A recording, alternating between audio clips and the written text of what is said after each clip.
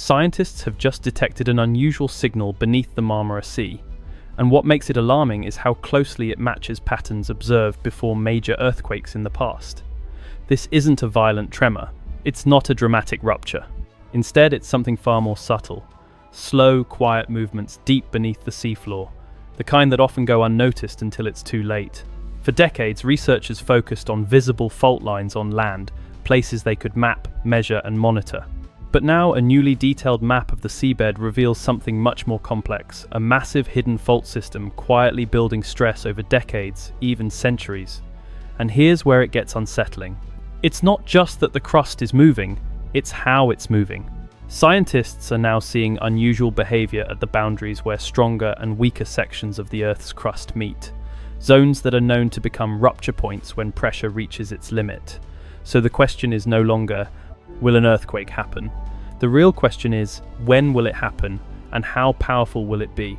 Because what's happening down there isn't just local, it could impact millions. Subscribe to follow the full picture as it unfolds. Beneath the calm surface of the Mediterranean lies one of the most complex tectonic environments on Earth. This region sits at a critical boundary where massive plates converge, collide, and slide past one another. The African plate is slowly pushing northward, pressing against the Eurasian region. That constant motion doesn't stop.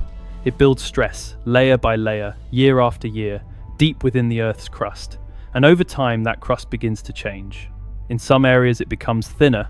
In others, it weakens under pressure. Think of it like a metal beam being bent over and over again. At first, it holds. Then small fractures begin to form.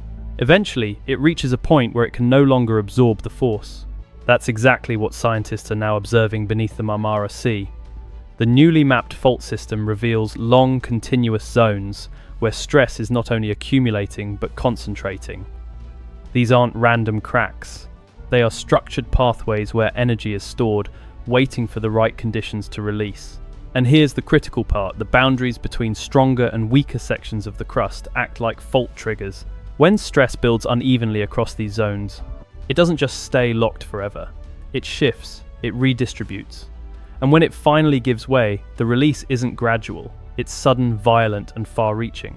What makes this situation far more serious is not just the presence of faults beneath the seafloor, it's the scale and structure of the system itself. The newly mapped network reveals long, continuous corridors where stress has been building silently for decades, even centuries. These are not isolated fractures. They are interconnected pathways capable of storing enormous amounts of energy over time. And when that energy is finally released, it doesn't just affect one point, it travels. A rupture beneath the seafloor can send powerful seismic waves racing outward in all directions, shaking entire coastlines. Cities hundreds of kilometers away can feel the impact within seconds. Infrastructure that was never designed for prolonged shaking begins to fail. But the danger doesn't stop there. If part of the seabed shifts vertically, even by a few meters, it can displace massive volumes of water above it. That sudden movement becomes the trigger for something even more destructive, a tsunami. In open water, these waves move fast and often unnoticed.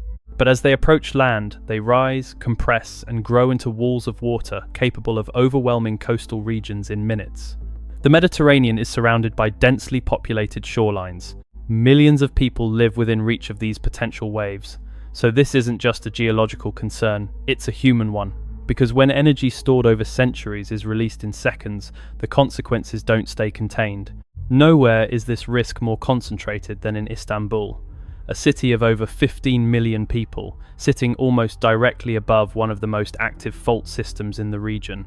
For decades, scientists believed the main threat came from a single, massive rupture along the Marmara Fault, a scenario where the entire system breaks at once, unleashing a catastrophic earthquake.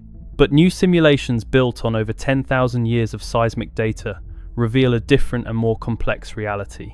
The fault does not behave like one continuous crack waiting to snap. Instead, it acts like a chain of connected segments, each with its own behavior, its own stress level, and its own breaking point. Some sections rupture more frequently, releasing energy in moderate but damaging earthquakes. Others remain locked for longer periods, silently accumulating pressure. This creates a dangerous pattern. Instead of one predictable event, Istanbul faces the possibility of multiple strong earthquakes occurring in sequence, back-to-back shocks that can amplify damage across already weakened structures, and time is a critical factor. The last major rupture in this section occurred in 1894.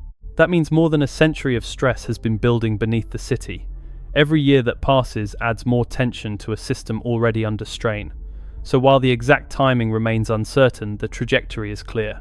Istanbul isn't just near a fault line. It is living on top of a system that is still loading and slowly approaching its limits. For years, the dominant assumption was simple: when enough stress builds up, a fault eventually snaps in one massive rupture. But new research beneath the Marmara Sea is challenging that idea, and the reality is far more nuanced. The behavior of these faults is controlled by something scientists call reology, the way materials deform under pressure, heat, and time. In other words, it's not just about how much stress exists, but how the Earth's materials respond to it. Near the surface, thick layers of sediment, compacted mud, sand, and debris tend to deform slowly. Instead of breaking suddenly, they absorb and redistribute stress over time. This creates a kind of buffering effect, allowing some energy to be released without triggering a major rupture. But deeper below, the conditions change. Higher temperatures weaken the rock, making it more ductile. Instead of snapping, it begins to flow, almost like a solid moving in slow motion.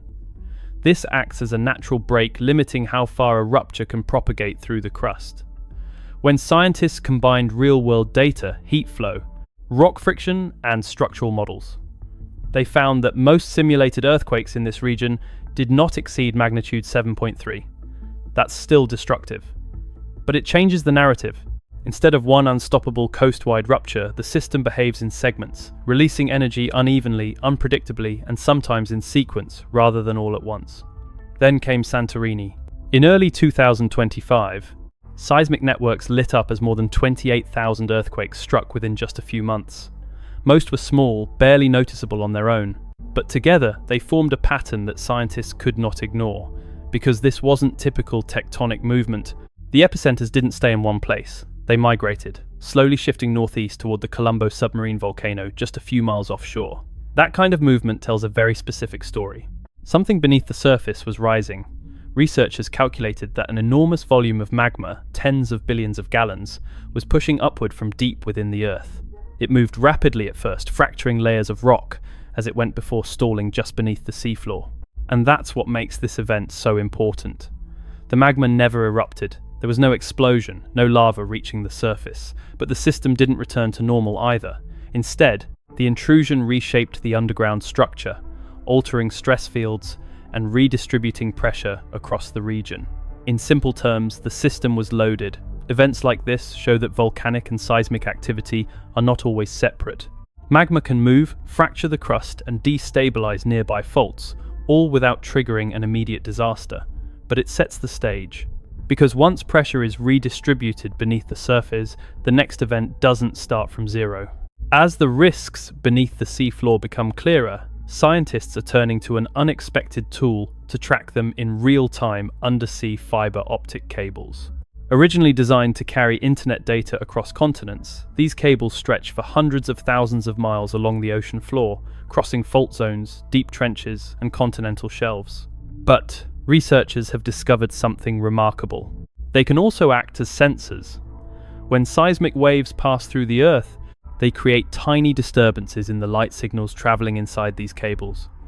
By measuring those changes, scientists can detect vibrations across vast areas, even in places where traditional sensors are impossible to deploy. This changes everything. Monitoring earthquakes beneath the ocean has always been a challenge. You can't easily install dense networks of instruments on the seafloor, but these cables are already there, silently covering critical regions. And in places like the Mediterranean, where hidden faults and active volcanic systems coexist, this kind of real-time monitoring could provide something incredibly valuable: time. Even a few seconds of early warning can allow trains to stop, gas lines to shut down, and people to move away from immediate danger. Early systems are still evolving, but initial tests have already proven that the concept works. Because when it comes to earthquakes, prediction may be uncertain, but detection is becoming faster than ever before. Thousands of miles away from the Mediterranean, another system tells a far more extreme story: the Cascadia Subduction Zone, a fault line stretching along the Pacific Northwest. At first glance, nothing seems unusual. The coastline is quiet, the ocean looks calm. But beneath the surface, two massive tectonic plates are locked together, unable to move freely. And that's where the danger begins. Because when plates are locked, they don't release stress gradually. They store it for centuries. The last known megaquake here occurred in the year 1700, a massive event that sent a tsunami across the Pacific, reaching Japan without warning. Since then, the system has been rebuilding pressure, slowly bending the coastline as energy accumulates deep underground. Scientists now believe that when Cascadia ruptures again, it could produce an earthquake reaching magnitude 9.0, one of the most powerful natural events on Earth, and the impact would be immediate. The ground could shake for several minutes, long enough to destabilize buildings, bridges, and entire urban systems. But the real threat follows seconds later. The ocean reacts. When the seafloor shifts, it displaces enormous volumes of water, sending tsunami waves. They move fast and low. But as they approach land, they rise, transforming into towering walls capable of overwhelming coastlines within minutes. In some areas, there may be as little as 15 to 30 minutes before impact. No warning, no time to think. Because when Cascadia finally releases, it won't be gradual. It will be sudden, massive, and impossible to ignore.